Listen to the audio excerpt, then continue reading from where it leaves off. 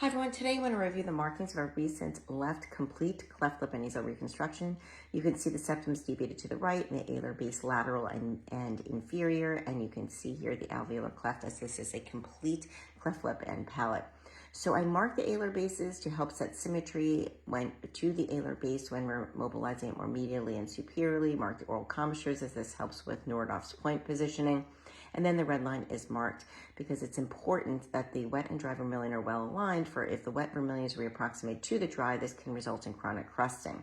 I spend a lot of time marking the white roll in both the medial and lateral lip elements.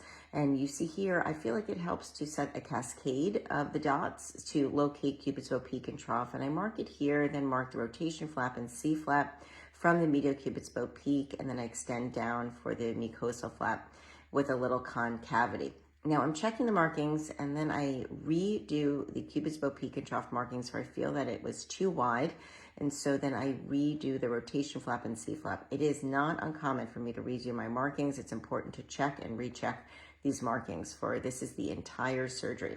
So here is the medial mucosal flap that'll be used to align the nasal floor. And now I'm locating Nordhoff's point. Again, this sets the vertical height of the lip. It's an essential landmark.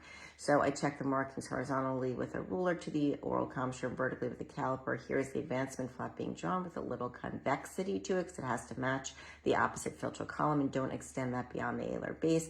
Now extending down for the lateral mucosal flap, this is with a little convexity, and then I release the upper lip frenulum with a Z-plasty. Now here's the piriform aperture incision within the nares. It's very important that you extend this relaxing incision in order to mobilize that alar base medially and superiorly, and you'll use the lateral mucosal flap to line the piriform aperture relaxing incision. Again, the medial mucosal flap is used to line the nasal floor.